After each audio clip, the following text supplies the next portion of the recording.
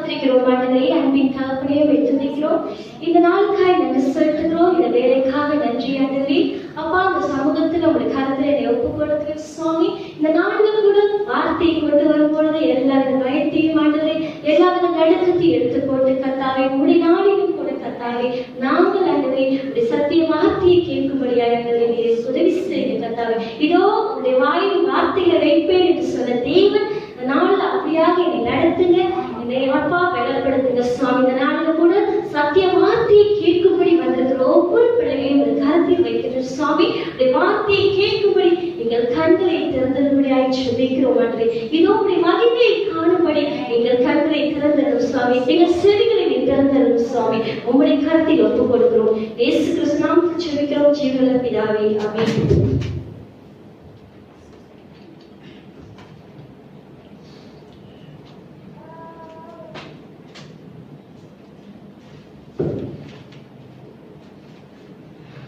முதல்ல சொன்னேன், அதாவது என் மகிமைக்கென்று சிருஷ்டிக்கப்பட்ட என்னுடைய ஜனங்கள் தங்களுடைய ஆண்டவருக்கு மகிமைக்கென்று வாழாமல் நம்ம பின்வாங்கி போன ஒரு காரியத்தை தான் இன்னைக்கு நம்ம பார்க்க போறோம். அதாவது உண்மை இல்லாதவருக்கு, அதாவது வேதத்தை நம்ம பார்க்கிறோம் புதிய ஏற்பாடுல நல்லோர் மேலும் தீயோர் மேலையும் மழையிலையும் வெயிலையும் வருஷிக்கப்படுகிறவர் தான் நம்முடைய தேவனா இருக்கிறார். சரிங்களா? சோ இன்னைக்கு நம்ம என்ன பார்க்க போறோம்னா, அதாவது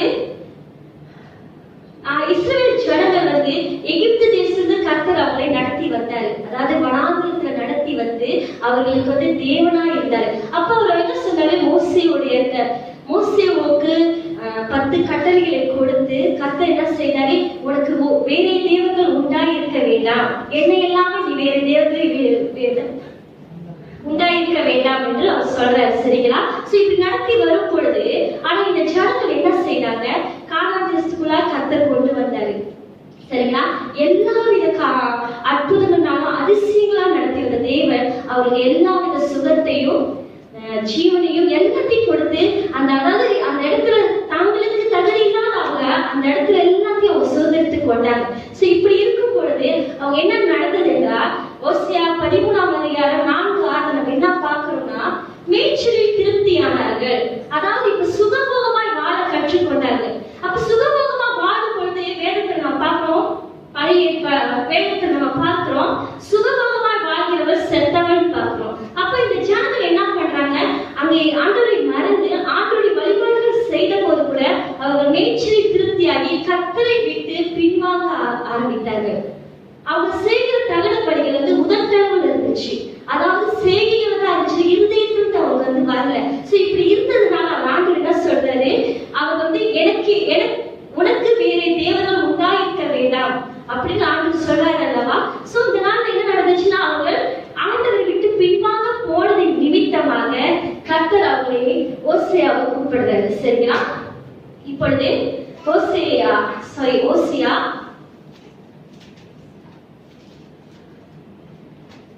14ஆம் அதிகாரம் 1-9 ஒருவர் வாசிங்க.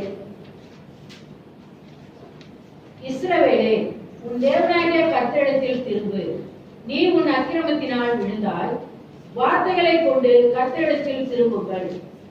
அவரை நோக்கி, தேவனின் எல்லா அக்கிரமத்தையும் நீக்கி எங்களை தயவாய் அங்கீகரித்தருளும். அப்பொழுது நாங்கள் எங்கள் உதடுகளின் காளைகளை செலுத்துவோம். அசீரியா எங்களை ரட்சிப்பதில்லை. நாங்கள் குதிரைகளின் மேல் ஏற மாட்டோம். எங்கள் கைகளின் கிரியையை பார்த்து நீங்கள் எங்கள் தேவர்கள் என்று இனி சொல்ல மாட்டோம். திக்கற்றவன் உம்மிடத்தில் இரக்கம் பெறுகிறான் என்று சொல்லுங்கள். நான் அவர்கள் சீர்கேட்டை குணமாக்குவேன். அவர்களை மனப்பூர்வமாய் சிநேகிப்பேன். என் கோபம் அவர்களை விட்டு நீங்கிற்று. நான் இஸ்ரவேலுக்கு பனியை போல் இருப்பேன். அவன் லில்லி புஷ்பத்தை போல் மலர்வான். லீபனோனை போல் வேரூன்றி நிற்பான். அவன் கிளைகள் ஓங்கி படரும்.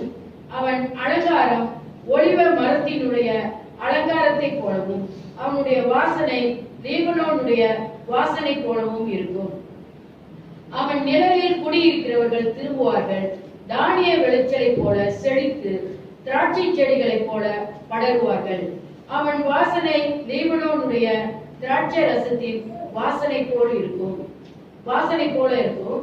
இனி எனக்கும் விக்கிரகங்களுக்கும் என்ன என்று எப்ரேம் சொல்லுவான். நான் அவனுக்கு செவி கொடுத்து என் மேல் நோக்கமாய் இருந்தேன். அவன் மேல் நோக்கமாயிருந்தேன். நான் பச்சையான தேவதாரு விருட்சம் போல் இருக்கிறேன். என்னாலே உன் கனி உண்டாயிற்று என்று எப்ரேம் சொல்லுவான். இவைகளை உணரத்தக்க ஞானம் உள்ளவன் யார்? இவைகளை கிரகிக்கத்தக்க புத்தி உள்ளவன் யார்?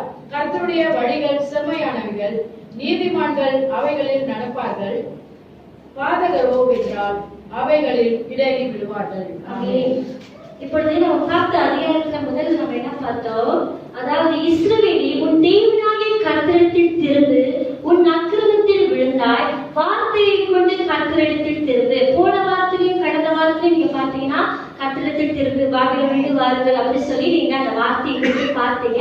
அதே போல இன்று நம்ம என்ன பார்க்க போறோம்னா, கர்த்தருடைய அன்பு வந்து இன்னும் நமக்காக அதாவது அவர் பக்கமாய் கொண்டு போறதுக்கு அவர் இன்னும் எவ்வளவு கீழே இறங்க முடியும். அதாவது தகுதி இல்லாத எனக்கும் உங்களுக்கும் எப்படி கர்த்தருடைய அன்பு வந்து கொண்டு போறாரு சொல்லி நீங்க அதை தெளிவா ஒரு வித்தியாசமான ஒரு அன்பை குறித்து நம்ம பார்க்க போறோம். சரிங்களா? ஓகே, இந்த இடத்துல நம்ம என்ன பார்க்கிறோம்னா, உன் அக்கிரமத்தில் விழுந்தாய், ஆகவே என்னிடத்தில் திருந்து. சோ இஸ்ரவேல் தேசம் ஜனங்கள் செய்த அக்கிரமம் என்ன? ஓகே, நான் வாசிப்போம். ஓசியா 4ஆம் அதிகாரம் வசனம் 1 முதல் 3 வரை.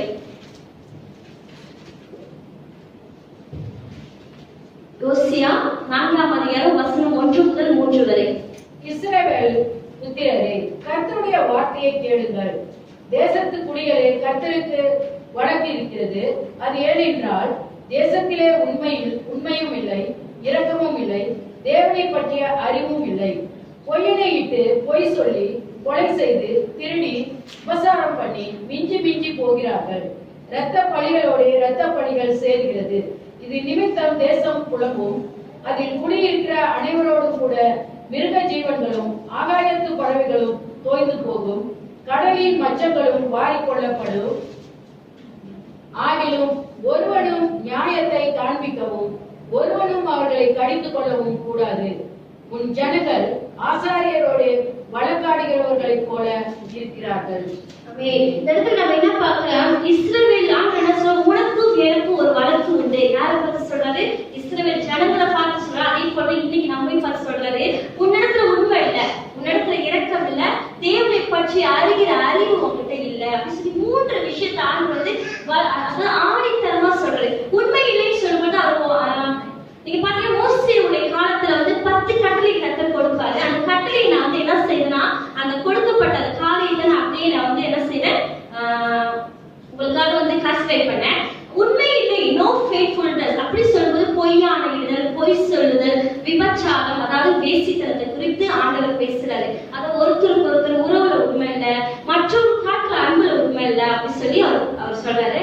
அடுத்தது வந்து இரக்கமில்லை சொல்வது கொலை செய்தல், திருடுதல், அதாவது ஷேட் பிளட், அதாவது ஷேடிங் பிளட், அதாவது மற்றொரு ரத்தத்தை வந்து சிந்துற அந்த அளவுக்கு ஜனங்கள் வந்து கொடுமையுள்ள ஜனங்களாக இஸ்ரவேல் ஜனங்கள் மாறி இருந்தாங்க.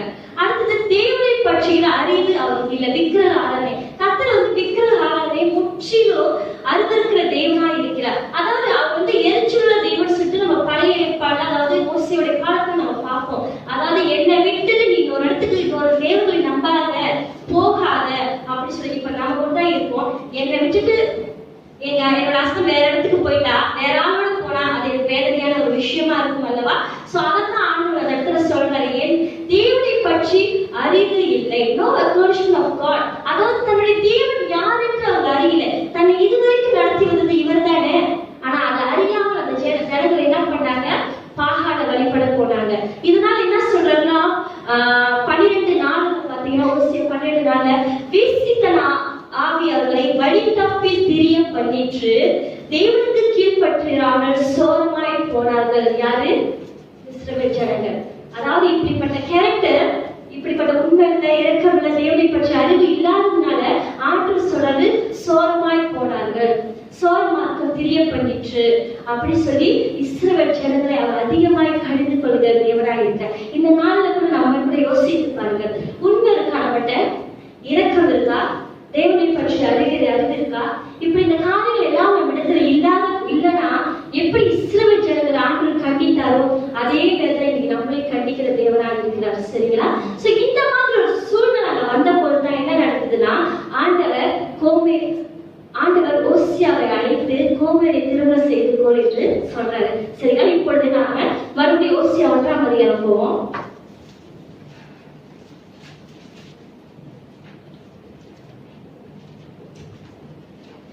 இரண்டு வாசிங்க, 2:3. கர்த்தர் ஓசியாவை கொண்டு உரைக்க தொடங்கின போது கர்த்தர் ஓசியாவை நோக்கி, நீ போய் ஒரு சோர ஸ்திரீயையும் சோர பிள்ளைகளையும் உன்னிடமாக சேர்த்துக்கொள்.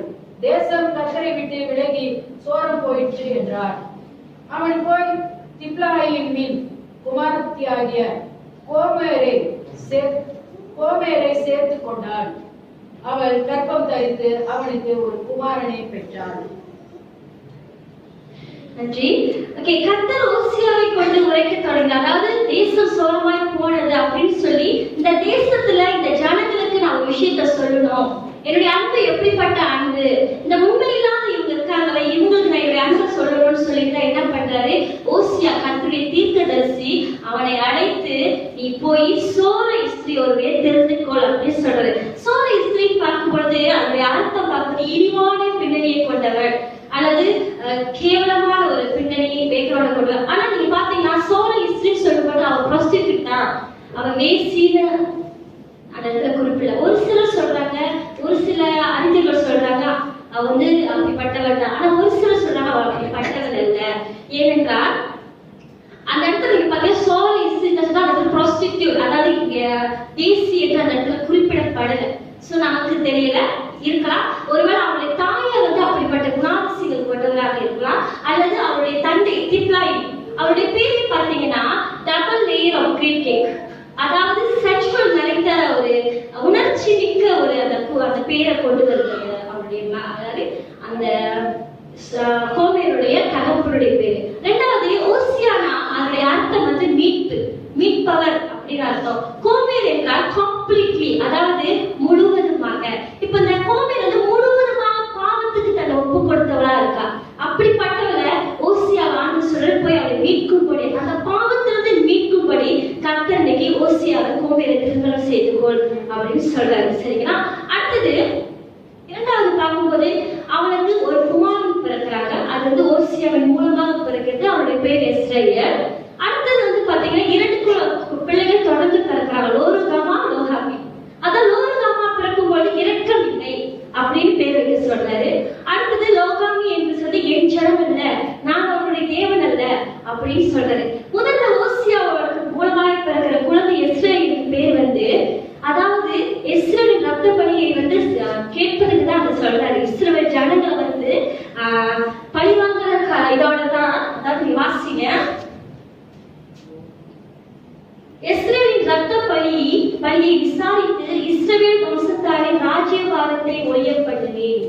அதுக்காக தான் இஸ்ரேல் என்று பெயரிட சொல்றாரு. ஆனா ஏன் இஸ்ரேல் தான் அவருக்கு பிறந்த பையன், அடுத்து 2, 3 இல்ல அப்படின்னு நான் ஏன் சொல்றேன்னா, ஓகே, முதல் நீங்க பாருங்க, அதாவது ஒரு திருமணமாகி ரொம்ப சந்தோஷமா இருக்காங்க. 3ல பாருங்க, 3ஆம் அதிகாரத்துல அவள் கர்ப்பம் தரித்து அவனுக்கு ஒரு குமாரனை பெற்றாள். யாருக்கு? ஓசியாவுக்கு ஒரு குமாரனை பெற்றாள். தொடர்ந்து 6 பாருங்க, அவள் திரும்ப கர்ப்பம் தரித்து ஒரு குமாரத்தை பெற்றாள். அப்பொழுது அவள் அவனை நோக்கி, இவனுக்கு லோருகாமா என்று பெயரிடு. முதல்ல பாருங்க, அவனுக்கு ஒரு குமாரனை பெற்றாள். நடுத்துல என்ன இருக்கு? அவளுக்கு அவனை பெற்றாள் என்பது இல்ல. அடுத்த இரண்டாவது, அவள் லோருகாமை மூளையில் மறக்க பண்ணிய பிற்பாடு 8ஆம் அதிகாரம் 8வது வசனம், கர்ப்பம் தரித்து ஒரு குமாரனை பெற்றாள். இவனுக்கு லோகாமி என பெயரிடு. பாத்தீங்களா? முதல் வசனத்துக்கும் அதாவது அடுத்தடுத்து பிள்ளைகள் பிறந்ததுலயும் அவனுக்கு பெற்றான் அந்த வார்த்தை இல்ல. சரிங்களா? அதே போல வேணும்னா பழைய ஏற்பாடுல இவனை பெற்றான் சொல்லி பார்க்கும்போது அவனுடைய தகப்பனுடைய பெயர் கொடுக்கப்படுகிறது. சோ இவனுக்கு இவனை பெற்றார் அப்படிதான். ஆனா இந்த இடத்துல பாருங்க, அதாவது ஓசியாவோடு இருக்கும் பொழுதே அவள் வேசித்தனம் பண்ணுகிறார். அதாவது தன்னுடைய கணவன் எப்படிப்பட்ட சூழ்நிலிருந்து அவனை திருமணம் பண்ணி கொண்டார்.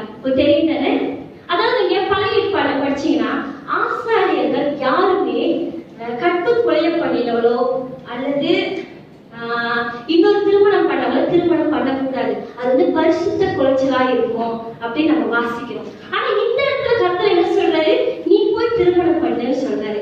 இத்தனைக்கும் இது இயேசு கிறிஸ்துவின் காலம் வரல, 700 வருடங்களுக்கு முன்பு, இயேசு கிறிஸ்துக்கு முன்பு காதல் வந்து அதை மாற்றி அமைக்கிற தேவனாக இருக்கிறார். அதாவது மோசே கிட்ட சொன்னாரு, இந்த காரியெல்லாம் இருந்தா செய்யக்கூடாதுன்னு சொன்னாரு.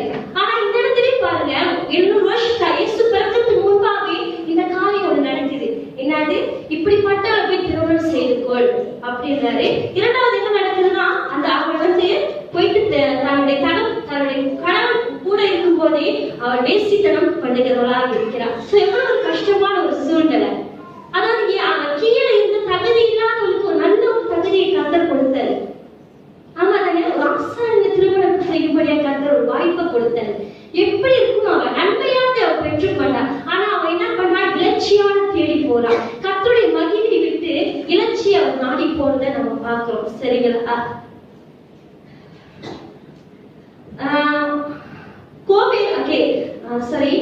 ஓசியா 4:5 நம்ம என்ன பார்க்கிறோம், 2:4 அவர்களுடைய தாய் சோரம் போனார், இலட்சியான காரியங்களை செய்தார். ஓசியா 5:7 நம்ம என்ன வாசிக்கிறோம்னா, கர்த்தருக்கு துரோகம் பண்ணினார்கள், அந்நிய பிள்ளைகளை பெற்றார்கள். சரிங்களா? அந்த இடத்துல உள்ள இது வந்து இந்த இடத்துல கன்ஃபார்ம் பண்றாங்க. அதாவது இருக்கும் பொழுதே அவ என்ன செய்யறா, ஆண்டவரை விட்டு தன்னுடைய கணவனை விட்டு அவர் தூரம் போறா. இது சரியா? இல்ல. சோ அந்த ஒரு விஷயத்தை ஆண்டவர் இடத்துல சொல்றாரு. அதுக்கு பிறகு என்ன நடக்குது, அதுக்கு பிறகு நான் பார்க்கும்போது 3வது வசனம் 2 வாசிங்க, 2, 3.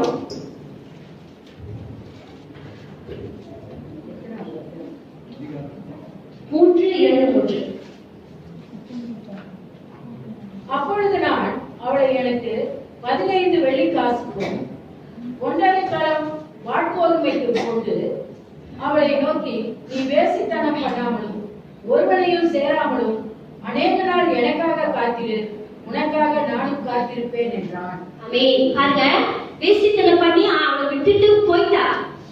அதாவது அந்த பழைய வாழ்க்கைக்கு திரும்பி போயிட்டா. அந்த இடத்துல நீங்க பாத்தீங்க, அவ தன் நேசர்களை தொடர்ந்து போனா சொல்லி 2வது அதிகாரத்துல போட்டிருக்கோம். அப்புறம் அந்த இடத்துல இன்னும் தெளிவா படிச்சு பாத்தீங்கன்னா, முட்கள் எல்லாம் நான் அந்த பாதைகளை அடைப்பேன், அவ அவளை தேடி போக கூடாது, ஆண்டு முட்களெல்லாம் பாதைகளை அடைப்பாராம், அவளை போய் அந்த நேசரை தொடரக்கூடாதுன்னு சொல்லிட்டு. அப்ப அந்த பாவமான வாழ்க்கைக்கு திரும்பி போனவளை ஆண்டு சொல்ற, நீ போய் அவளை நேசித்துக்கொள்.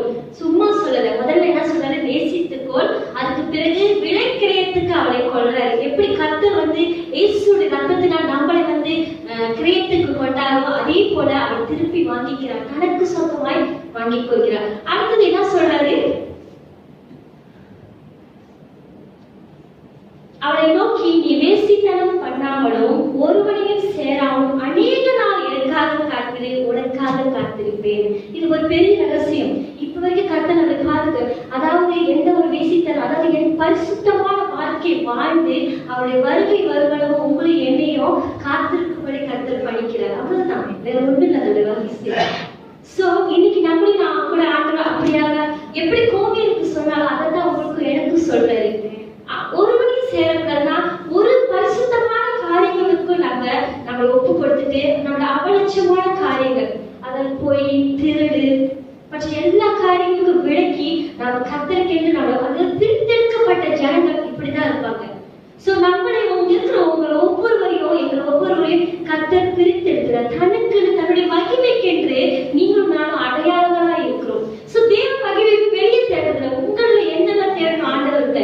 சோ இன்னைக்கு நானும் நீங்களும் தேவ மகிமை மற்றவங்களுக்கு பிரதிபலிக்கணும். சோ இன்னைக்கு இந்த COVID-19 நடந்துகிட்டு இருக்கு. எத்தனை பேர் நம்ம மற்ற தேவைகளை சந்திச்சிருக்கோம், யோசித்து பார்ப்போம். நம்மளுக்கு எனக்கு அவங்களுக்கு நான் காட்டணுமா, இல்ல நம்மளுக்கு நம்மளுடைய சுய இதையே என்னோட குடும்பத்தை நான் பார்த்தா போதும் அப்படி இருந்தோமா? சோ இன்னைக்கு அப்படிதான் கர்த்தர் நம்மளை கூப்பிடுறாரு. உனக்கு உண்மையை எதிர்பார்க்கிறார், இறக்கத்தை எதிர்பார்க்கிறார், மேலும் தேவனை பற்றி அறிகிறது. இது எல்லாத்துக்கும் மேல என்ன சொல்றது, நீ என்னை நேசி, அடுத்தது பிறரை நேசி. 2 கட்டளை முழுசா முடிச்சுட்டு சரிங்களா? அடுத்தது நம்ம என்ன பார்ப்போம், தொடர்ந்து இது நிமித்தம் ஆண்டவர் வந்து நம்ம ஒவ்வொருவரையும் மனம் திரும்பும்படி அழைக்கிறார். மறுபடியும் நான் அதே வார்த்தைக்கு வந்துட்டேன். சோ முதல்ல நம்ம அக்கிரமம் என்னன்னு பார்த்தோம். சோ கோமேரையும் ஓசியாவை குறித்து பார்த்தோம். எப்படி கோமேர் ஆண்டுக்கு ஓசியா வந்து தன் வசமாக கொண்டு வந்தாங்க நமக்கு தெரியல. அவர் காத்து சோ அதே போல நீங்க நம்மகிட்ட கொடுத்துட்டு காத்திருக்கிறோமா, அது உங்க கையில தான் இருக்கு. சரிங்களா? சோ இப்போ அந்த கர்த்தர் நீங்க நம்ம என்ன செய்யறோம்னா, வார்த்தையை கொண்டு எடுத்து திரும்ப டேக் யுவர் வேர்ட்ஸ். அதாவது ஓசியா 13:9 வாசிக்கிறோம். நம்மை 13:9 வாசிங்க. ஓசியா 13:9. இஸ்ரவேலே, நீ உனக்கு கேடு உண்டாக்கி கொண்டாய், ஆனாலும் என்னிடத்தில் உனக்கு சகாயம் உண்டு. ஆமென். உனக்கு கேடு உண்டாக்கி கொண்டாய். எப்படி? இப்படிப்பட்ட பாவங்கள்லாம் செய்து கேடு உண்டாக்கி கொண்டாய், ஆனாலும் என்னிடத்தில் சகாயம் உண்டு. சங்கீதம் ஓசியா 13:9. ஓசியா 6:1 வாசிப்போம். ஓசியா 6:1. கர்த்தரிடத்தில் திரும்புவோம், வாருங்கள். நம்மை பீறினார், அவரே நம்மை குணமாக்குவார். நம்மை அடித்தார், அவரே நம்முடைய காயங்களை கட்டுவார். ஆமென். கர்த்தரிடத்தில் திரும்புவோம், வாருங்கள். யாரு? இது பன்மையா இருக்கு. எல்லாரும் ஒரு ஆள் ஆவின்னு சொல்லல, உண்மையை மட்டும் சொல்லல, எல்லாரையும் இஸ்ரவேல் ஜனங்கள் எல்லாரையும் சொல்ற. இப்படி இன்னைக்கு நம்மளையும் சொல்ற ஆண்டவர் சொல்றாரு, கர்த்தரை வார்த்தையை கொண்டு திரும்புவோம், வாருங்கள் திரும்புவோம். நம்மை பீறினார், அவரே நம்மை குணமாக்குவார்.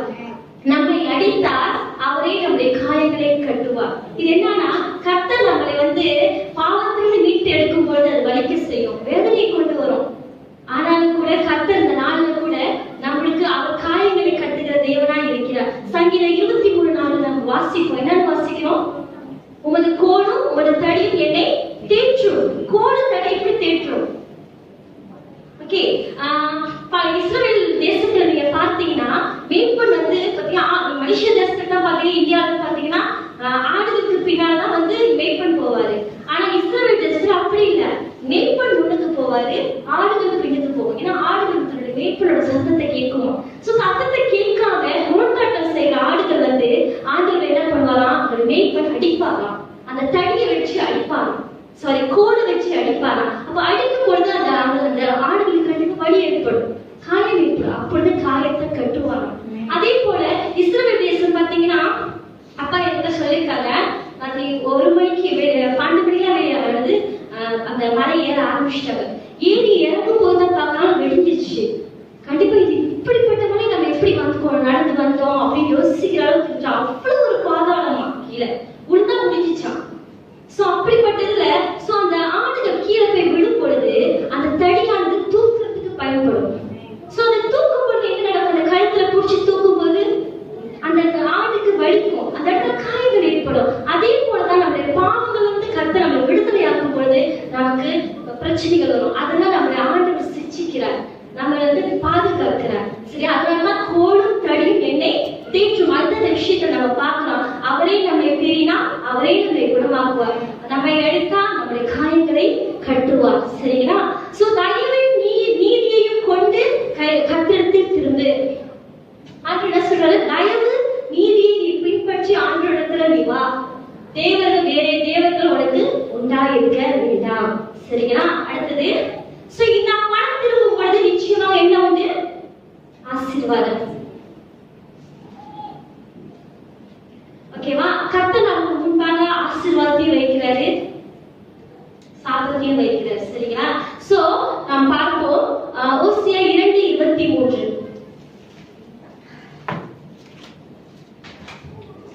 நான் அவளை எனக்கென்று பூமியிலே விதைத்து இரக்கம் பெறாதிருந்தவளுக்கு இறங்குவேன்.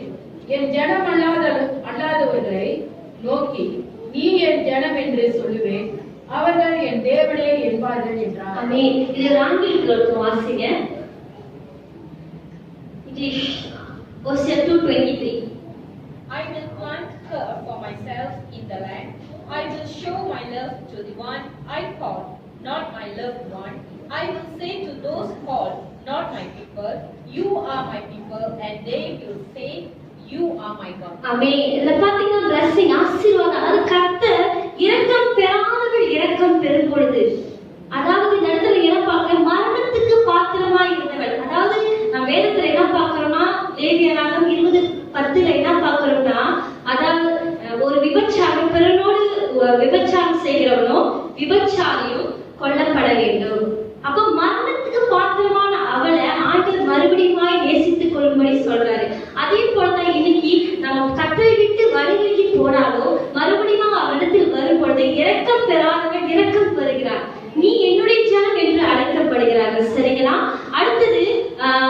வாசிப்போம் 2:19. நித்திய விவாகரத்துக்கென்று உன்னை எனக்கு நியமித்துக் கொள்வேன். நீதியும் நியாயமும் கிருபையும் முறுக்க இறக்குமாய் உன்னை எனக்கு நியமித்துக் கொள்வேன். நித்திய விவாகத்துக்கு என்று நம்மளையும் உங்களையும் எண்ணி ஆண்டவர் மனவாட்டியாய் தெரிந்து கொண்டார். மணவாளன் வரும் வரை நாம் வந்து மனவாட்டியாய் ஆயத்தத்தோடு அலங்காரத்தோடு, அதாவது அபிஷேகத்தோடு, ஆவியினோட கனிகளோடு நாம் காத்திருக்கும்படி நித்திய விவாகத்துக்கு என்று கர்த்தர் உங்களை என்னையும் தெரிந்து கொண்டிருக்கிறார். சோ நீங்க அவங்க சொன்ன காத்திரு, எனக்காக நான் வரும் வரை காத்திரு. சோ அப்படியாக மணவாளன் வருவார். என்னைக்கு வருகிறார் தெரியாது. ஒருவர் நம்மை மரணம் முந்தலாம் அல்லது கர்த்தருடைய வருகை முந்தலாம். ஆனால் அதுவரை நாம் நித்திய விவாகத்துக்கு நியமிக்கப்பட்டபடினால் நாம் வந்து மணவாட்டி எப்பொழுதும் தயாரா காத்திருக்கிறோம். நம்மளாம் திருமணம் ஆக்கும் பொழுது பாத்தீங்கன்னா அந்த பிரைட் எல்லாம் சேர்ந்து அந்த கார்ல போவாங்க. அதுதான் நம்ம வெயிட் பண்ணுவோம், அப்புறம் வருவாங்க. அப்படிதான் நடக்கும் திருமண காரியங்கள். அதே போலதான் ஆண்டவர் இந்த நாள் எந்த நேரமும் எனக்கென காத்திரு, அஜாக்கிரதை எல்லாமே ஜாக்கிரதையோடு இருங்கள் அப்படி சொல்றாரு. என்னது பாவத்தை விட்டு பின்வாங்கி விட்டுட்டு கர்த்தருடைய பரிசுத்தம் அலங்காரத்தோடு இந்த நாளை நம்ம காத்திருக்க வேண்டும். அடுத்தது பாத்தீங்கன்னா வாசிக்க வேண்டாம், அவர் பாதாளத்தின் வல்லமைக்கும் மரணத்தின் வல்லமைக்கும் நீங்களாக்குகிற தேவனாய் இருக்கிறார்.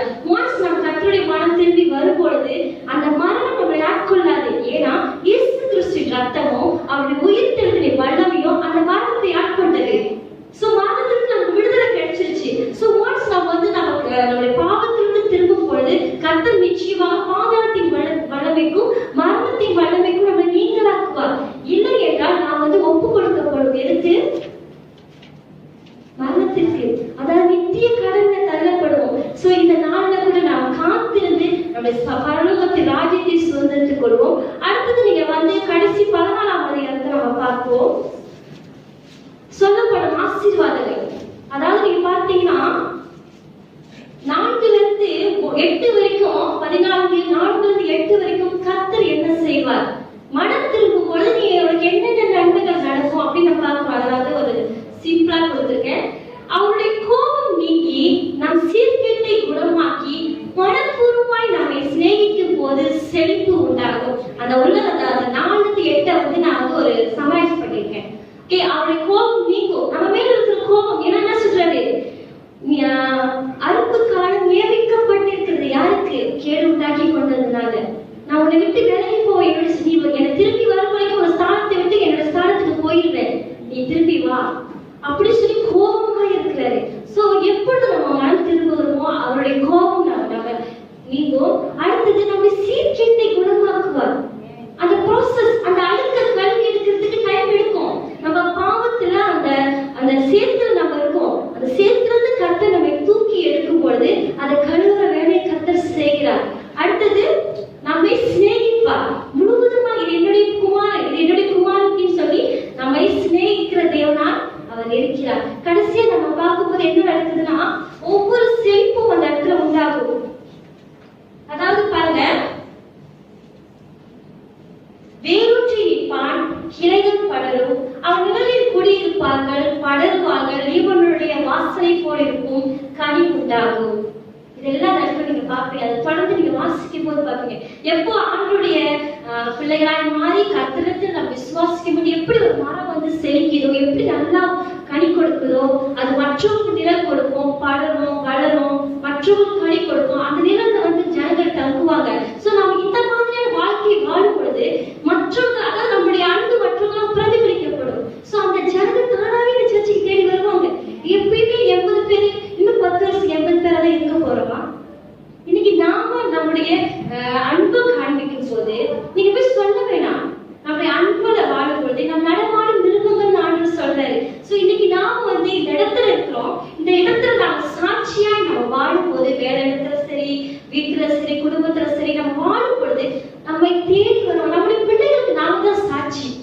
நாம உண்மையா இருக்கணும், நம்முடைய பிள்ளைகள் உண்மையா இருப்பாங்க. சரிங்களா? அப்ப அந்த நாள்ல கூட நீங்க என்ன பண்ணணும், சோ அந்த அந்த பிரதிபலிக்க நாம வந்து மற்றவர்களுக்கு சாட்சியாக இருப்போம். சோ எப்பொழுது கர்த்தருடைய அன்புல இருக்கும் பொழுது, பாவங்களை விட்டு பின்வாங்கும் பொழுது நாம வந்து அவர்கள் நம்மை தேடி வருவார்கள். நாம போக வேண்டிய அவசியம் சாபத்தை பார்ப்போம். நான் வந்து ஆண்டவருடைய பின்வாங்கி போனா, ஆண்டவரை விட்டு விலகி போனா நிச்சயமாக சாபம் இருக்கு. ஆண்டவர் என்ன சொல்ற பழைய ஏற்பாடுல, நான் மரணத்தையும் ஜீவனையும் வைக்கிறேன், சாபத்தையும் ஆசீர்வாதத்தையும் வைக்கிறேன். சோ எப்பொழுதுமே நம்மளுக்கு முன்பாக வைக்கப்படுகிறது. சோ இன்னைக்கு நம்ம பார்க்கும் பொழுது என்ன நடக்குதுன்னா,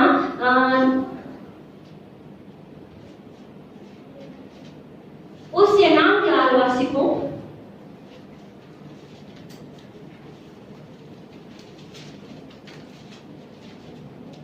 எப்பிரேமே, உனக்கு என்ன செய்வேன்? யூதாவே, உனக்கு என்ன செய்வேன்?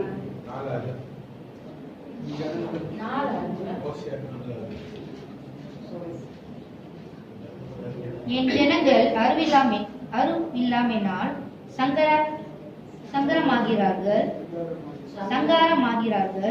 நீ அறிவை வெறுத்தாய், ஆகையால் நீ என் ஆசாரியனாய் இராதபடிக்கு நானும் உன்னை வெறுத்து விடுவேன். நீ உன் தேவனுடைய வேதத்தை மறந்தாய், ஆகையால் நானும் உன் பிள்ளைகளை மறந்து விடுவேன். ஆமென். என் ஜனங்கள் அறிவில்லாமையால் சங்காரமாகிறார்கள். இந்த வசனத்தை நான் முழுசா மனப்பாடம் செய்திருக்கேன். எப்படின்னா, ரேவன் இருக்கும் பொழுது இந்த வசனத்தை ஒரே ஒரு வசனத்தை படிச்சு அப்படியே ஒரு வாட்டி அவர் படிச்சது, அந்த நாள் இந்த நாள் வரைக்கும் அதை மறக்கவே இல்லை. என்னுடைய ஜனங்கள் அந்த அறிவு இல்லாத சங்காரம் என்ன தமிழ்ல, அதாவது ஒன்றுமில்லாத சொல்ல, அது ரொம்ப மோசமான தமிழ் சொல்லனா நாசம் அடைவார்கள், அதுதான் அதோட வார்த்தை. சங்காரமாகும். தன்னுடைய அறிவு இல்லாத, கர்த்தரை அறிகிற அறிவு இல்லைன்னா அப்படிதான் ஆவாங்க அப்படின்னு சொல்ற. அப்படி ஆகும் பொழுது என்ன சொல்றது, என் வேதத்தை மறந்தாய், நான் உன் பிள்ளைகளை மறந்து விடுவேன், ஆசாரியனாய் இராதபடி உன்னை நான் வெறுத்து விடுவேன். நீங்க அந்த தொடர்ந்து 9:15 பார்த்தீங்கன்னா, உன் சமூகத்தை விட்டு உன்னை துரத்துவேன், உன்னை வெறுப்பேன், நன்மையானதை நீ பின்பற்ற அப்படின்னு சொல்லி அதை நிறைய காரியங்கள் போட்டிருக்கோம். வெறுத்து விடுவேன், மறந்து விடுவேன், அப்படிதான் இருக்கும். இன்னைக்கு நாம செய்யற காரியங்கள், நாம எடுக்கிற சாய்ஸ், நாம வாழ்கிற வாழ்க்கை இன்னைக்கு உங்களை என்னை மட்டும் பாதிக்காது, வருகிற சமுதாயத்தை பாதிக்கிறது, உங்களுடைய பிள்ளைகள். அதாவது நம்மளுடைய ஜெனரேஷன் கர்சஸ் அது மாற வாய்ப்பு இருக்கு.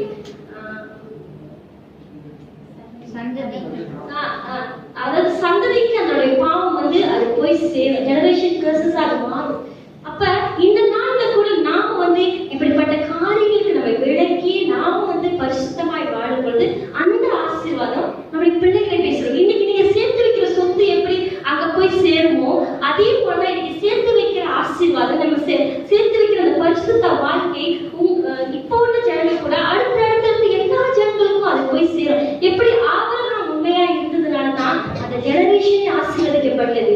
ஒருவேளை அதுக்கு தப்பு பண்ணுவாங்க, ஆனாலும் கூட அவன் தப்பு பண்ணா கூட அவன் மனதிலக்கி ஆண்டுகிட்ட கேட்கும் பொழுது ஆண்டவர் என்ன செய்யறாரு, அவளுக்கு நன்மையான காரியத்தை ஆபரம் இருந்து போயிட்டாரு. ஆனா ஆண்டவர் அவர் சொன்ன அந்த வாக்குத்தத்தை மாறி போனதா இல்ல, இதுவரைக்கும் கத்தர் வைத்துட்டு நீங்க வந்து எல்லாத்தையும் பழைய இதை மட்டும் சாப்பிடாதுன்னு சொல்லிட்டு போனாரு. ஆனா அவங்க தேர்ந்தெடுத்தது என்ன, தேவையை எடுத்தாங்க, அதனால அவங்க பூமிக்கு விரட்டப்பட்டாங்க. சரிங்களா?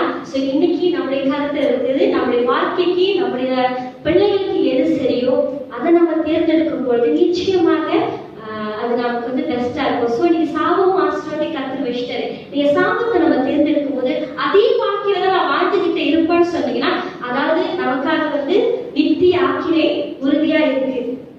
பாத்தீங்கன்னா அந்த படத்துல இருக்கும், அது ஹெவன் ஹெல். நம்ம தேர்ந்தெடுக்க போறது எது? சரிங்களா? நித்திய ஜீவனையும் கொடுக்க கர்த்தர் கிருபையா இருக்கிறார், நித்திய ஆக்கினையும் அங்க இருக்கு. இன்னைக்கு நாம நம்முடைய பாவங்களை விட்டு எல்லாவற்றையும் விட்டு கர்த்தருக்கு முன்பாக ஒவ்வொரு நாளும் பரிசுத்தமாகவும் ஆண்டவர்கிட்ட கேளுங்க, கர்த்தர் உதவி செய்வார். இந்த பாவத்துக்கு என்னால மீற முடியல அப்படின்னு கேட்கும் பொழுது கர்த்தர் நமக்கு இருக்கும். ஏன்னா உங்களை என்னை தெரிந்து கொண்ட தேவன், தன்னுடைய ராஜ்யத்தை கட்டுறதுக்குன்னு தெரிந்து கொண்டிருக்கிற தேவன், நாம் மற்றொரு உண்மையை சாட்சியாக வைக்க அவர் நம்மளை பரிசுத்தப்படுத்துவார், ஒவ்வொரு நாளும் பரிசுத்தமாக உதவி செய்வார். சரியா? நம்ம பாவம் விடுதலை ஆக்குவோம். ஆகவே இந்த நாள்ல நீதிமான்கள் அவர்களிடம் பாதுகிறோம் என்றால் எழுதி விடுவார்கள். நம்ம நீதிமான்களாய் நாம் சரியான வழியில் நடந்து போய் நித்திய ஜீவனை கர்த்தர் வரும் வரை அதை காத்துக்கொண்டு சுதந்திரத்துக் கொள்வோம். ஆமென். ப்ரே பண்ணுவோம். ஸ்தோத்திரிக்கிறோம் ஆண்டவரே, அன்பின் தகப்பனே, துதிக்கிறோம், நாளுக்காக நன்றி செலுத்துகிறோம். இந்த வேலைக்காக நன்றியாகவே, ஒரு கிருபைக்காக நன்றி சாமி. நாளை கூட நம்ம பேசும்படியாய் கொடுத்த இந்த வார்த்தைக்காக நன்றி. இந்த வார்த்தை கேட்டு அதன்படி நடக்க எங்களுக்கு உதவி செய்த கர்த்தாவே, உங்களுடைய கருத்தை நாங்கள் ஒப்புக் கொடுக்கிறோம். அப்பா, எங்கள் ஒவ்வொரு நாளும் பரிசுத்தமாய் மாற்றும் சாமி. எங்கள் பாவத்திலிருந்து இலட்சியான காரியம் ஆண்டவரே, நாங்கள் விடுதலை பெற்று ஒரு மகிமையை சுதந்திரத்துக் கொள்ள, ஒரு மகிமையை மாற்றும் பிரதிபலிக்க கர்த்தரின் உதவி செய்ய வழிநடத்துங்க. இயேசு கிறிஸ்து நாமத்தில் ஜெபிக்கிறோம் ஜீவனுள்ள பிதாவே.